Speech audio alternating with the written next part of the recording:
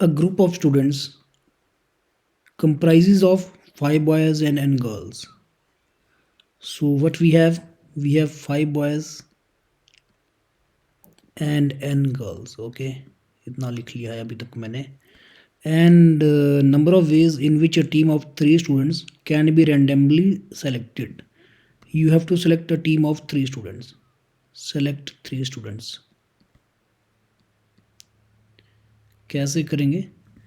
So that there must be at least one boy and at least one girl in each team. And this number of ways जो calculate करने के लिए पूछा गया है वो दिया हुआ है, तो एन की वैल्यू निकालनी है. ठीक है, इस एन को आपको फाइंड करना है. तो करना क्या है, देखो अब 3 स्टूडेंट सेलेक्ट करने हैं, बट एट लीस्ट दोनों में से कोई ना कोई एक रखना है. At least one boy and one girl, ये आपको लेके चलना है. तो कैसे हो सकता है? एक केस बन जाएगा 1 boy 2 girls and second case will be 2 girls and 1 boy. कोई और केस नहीं हो सकता क्योंकि टोटल 3 ही रखने हैं. तो ये हो जाएगा टोटल बॉयज़ 5 है, 5c1 into nc2 and this is 5c2 into nc1.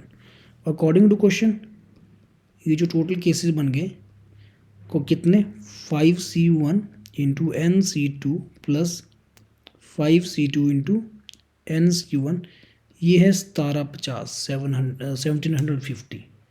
ठीक है, तो बस इसको सॉल्व कर लेते हैं. ये सॉल्व करके कितना आ जाएगा, 5 into 5n into n-1 divided by 2 plus 5c2 की वैल्यू तो 10 होती है इंटू n इक्वल टू 1750.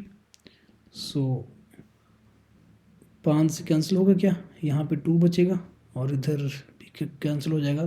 370 आ जाएगा. ये तो डायरेक्ट हाँ 370 आ गया.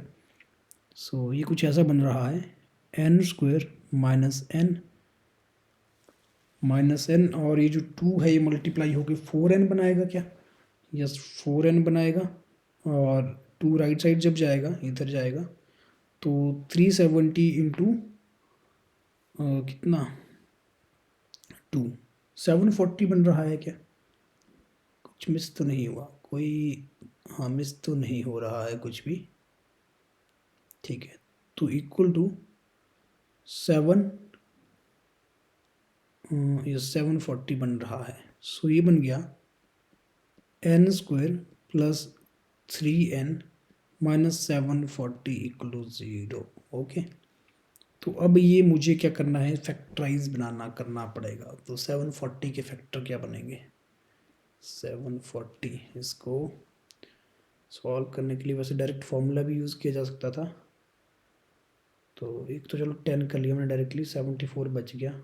2 से करेंगे 38, एक 2 से और करेंगे तो